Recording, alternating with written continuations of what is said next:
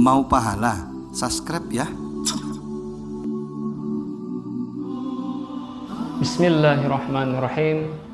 Assalamualaikum warahmatullahi wabarakatuh. Alhamdulillahil jabbaril qahhar, al-azizil ghaffar, khaliqil jannati wan nar. Wassalatu wassalamu ala sayyidina Muhammadinil mukhtar wa ala alihi wa ashabihil athhar. Amma ba'du. Faqala Allah Ta'ala fil Qur'anil Karim, Subhanaka la ilma lana illa ma 'allamtana innaka antal alimul hakim. Rabbi shrah li sadri wa yassir li amri wahlul 'uqdatam min lisani yafqahu qawli. Rabbi zidni ilma warzuqni fahma. La haula wala quwata illa billahil aliyyil azim. Ma'asyiral hadirin, para pemirsa LDMI yang dirahmati Allah Subhanahu wa taala. Marilah tiada hentinya kita panjatkan puja dan puji syukur kita kehadirat Allah Subhanahu wa taala, yang mana pada kesempatan ini kita masih diberikan Allah nikmat kesehatan, nikmat kesempatan, nikmat iman dan Islam, sehingga pada kesempatan ini kita dapat berjumpa di tempat yang penuh barokah ini, di lembaga dakwah Yayasan Ma'had Izzuddin ini. Mudah-mudahan kita selalu diberikan Allah nikmat yang banyak, yang tak terhingga, akan menjadikan kita orang-orang yang selalu mensyukuri nikmat Allah Subhanahu wa taala, dan bukanlah golongan orang-orang yang kufur atas nikmat Allah Subhanahu wa taala. Allah Subhanahu wa taala mengingatkan kita dalam firman-Nya, "Fadhkuruni adhkurkum washkuruli wala takfurun." Maka ingatlah kepadaku, kata Allah, maka aku akan ingat kepadamu.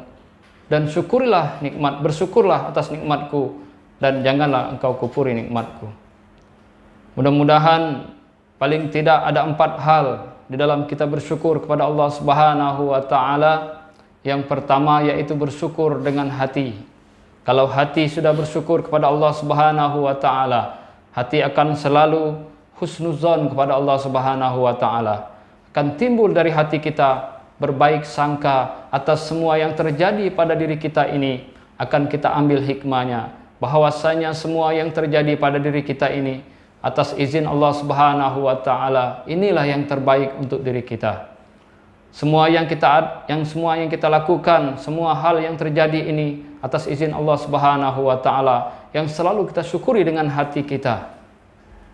Allah Subhanahu wa taala menjelaskan, "Wa ma bikum min ni'matin faminallah." Dan apa yang ada pada dirimu itu datangnya dari Allah Subhanahu wa taala. Kemudian kita syukuri nikmat Allah Subhanahu wa taala. Setelah dengan hati, maka kita ucapkan dengan ucapan alhamdulillahirabbil alamin. Walaupun rezeki itu datangnya dari manusia, tetapi hati kita selalu menyadari bahwasanya rezeki ini adalah perantaranya manusia tersebut. Bahwasanya kita ucapkan dengan ucapan alhamdulillah, kita memuji kepada Allah Subhanahu wa taala. Rezeki yang kita dapat, baik sedikit maupun banyak, baik yang tidak berdasarkan ataupun dengan kehendak hati kita, namun tetap kita syukuri bahwasanya semua ini adalah rezekinya datangnya dari Allah Subhanahu wa taala. Kemudian setelah kita syukuri dengan hati dan kita ucapkan dengan lisan, mari kita lakukan dengan perbuatan kita. Bagaimana cara kita melakukan perbuatan kita dengan bersyukur atas Allah Subhanahu wa taala atas segala nikmatnya tadi? Maka dari itu, semua yang kita lakukan, perbuatan yang kita lakukan, berarti harus dengan kehendak Allah Subhanahu wa taala, yang ditentukan Allah Subhanahu wa taala, harus kita lakukan sesuai dengan ketentuan Islam.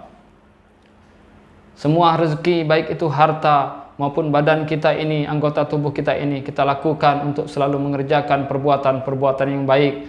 Rezeki kita salurkan kepada hal-hal yang disalurkan, yang benar, yang diridhai Allah Subhanahu wa taala. Ketiga hal ini kemudian kita lengkapi dengan kita menjadikan syukur ini sebagai amanah yang diberikan Allah Subhanahu wa taala kepada kita semua.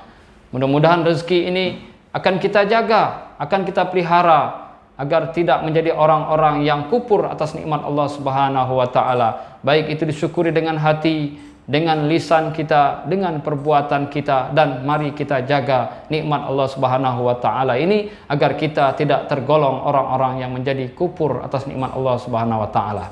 Salawat dan salam semoga selalu tercurah kepada junjungan kita Nabi besar Muhammadin sallallahu alaihi wasallam serta keluarganya, sahabat-sahabatnya dan para pengikutnya yang istiqomah hingga akhir zaman.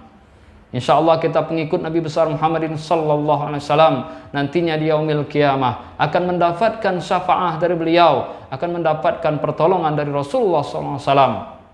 Ada dua hal yang nanti akan menolong kita selain amal perbuatan kita, yaitu syafaat, pertolongan Rasulullah SAW dan pertolongan dari Al-Quranul Karim. Barang siapa yang sering membaca Al-Quran, gemar membaca Al-Quran, Al-Quran itu akan datang menjadi penolong bagi diri kita. Kepada siapa saja yang membaca Al-Quran, Al-Quran akan datang menolongnya. Jika kita ingin ditolong Al-Quran dan Rasulullah SAW, maka dari itu banyak-banyaklah kita berselawat kepada Rasulullah SAW dan banyak-banyaklah kita membaca Al-Quran. Tiada hari berlalu tanpa membaca Al-Quran.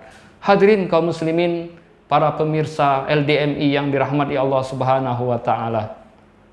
Pada pertemuan ini insyaallah kita akan membahas tentang salah satu ataupun perbuatan sifat-sifat tercela yang ada pada diri kita. Baik itu kadang-kadang kita sadari atau tidak kita sadari, yaitu sifat riya. Sifat riya ini adalah salah satu sifat yang tercela yang terdapat pada diri kita. Kalau berbicara masalah sifat riya ini, kita jangan menunjuk kepada orang lain, tetapi tunjuklah kepada diri kita sendiri. Siapa tahu dalam diri kita ini masih ada yang namanya sifat riya, baik kadang kita sadari atau tidak kita sadari. Riya ini asal katanya yaitu riya berasal dari kata ru'ya, artinya memperlihatkan amal kebaikan kita kepada orang lain. Di dalam jenisnya riya ini terbagi menjadi dua, yaitu riya khalis dan riya syirik. Riya khalis di sini adalah orang yang beramal atau berbuat kebaikan ingin dilihat manusia. Setiap amal perbuatannya tadi dia sangat semangat dalam beramal atau berbuat baik kalau dia dilihat oleh manusia. Tetapi kalau tidak dilihat manusia, dia tidak semangat dalam beramal ataupun untuk berbuat baik. Itu riya yang pertama, berdasarkan jenisnya. Kemudian yang kedua yaitu riya syirik, yaitu orang yang berbuat kebaikan yang diniatkan dalam hatinya hanyalah untuk manusia, hanyalah untuk mendapatkan pujian, yang diniatkan tidak karena Allah Subhanahu wa taala. Jadi berbicara masalah riya ini, kita jangan menunjuk kepada orang lain, tetapi introspeksi, tunjuklah kepada diri kita sendiri. Siapa tahu dalam diri kita ini masih ada yang namanya sifat riya tersebut.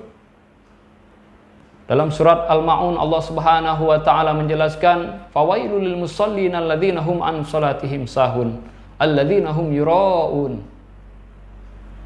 Dalam surat ini artinya celakalah orang-orang yang salat, yaitu orang-orang yang lalai dalam salatnya yang mengerjakan perbuatan riya.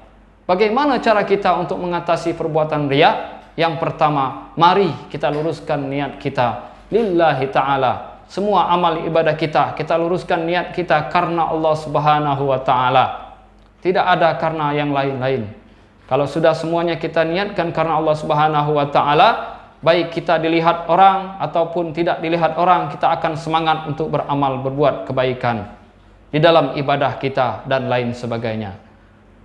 Kemudian cara kedua agar kita ini dijauhkan daripada sifat riya, yaitu mari kita tanamkan dalam diri kita untuk selalu berbuat ikhlas. Imam Al-Ghazali menjelaskan bahwasanya manusia itu pada intinya, pada dasarnya semuanya mati, kecuali orang-orang yang berilmu. Dan orang-orang yang berilmu pun itu tidur, katanya, kecuali orang-orang yang mengamalkan ilmunya. Dan orang-orang yang mengamalkan ilmunya banyak tertipu, kecuali orang-orang yang ikhlas di dalam mengamalkan ilmunya. Hati-hati, mari kita sama-sama introspeksi diri. Mudah-mudahan kita semua dijauhkan daripada sifat riya. Mari kita luruskan niat kita kepada Allah Subhanahu wa taala agar kita semua mendapatkan pahalanya dan mendapatkan ridha Allah Subhanahu wa taala mari kita bersama-sama untuk ikhlas dalam beramal kita. Mudah-mudahan Allah Subhanahu wa taala menerima semua amal ibadah kita ini dan menjadikan kita golongan orang-orang yang selalu mendapatkan ridha Allah Subhanahu wa taala. Amin ya rabbal alamin. Hadirin para pemirsa LDMI yang dirahmati Allah Subhanahu wa taala. Demikianlah yang mungkin dapat saya sampaikan. Lebih dan kurangnya saya mohon maaf. Kalau ada baiknya itu datangnya dari Allah Subhanahu wa taala. Kalau ada kurangnya itu datangnya dari diri saya pribadi. Saya akhiri wabillahi taufik wal hidayah. Wassalamualaikum warahmatullahi wabarakatuh.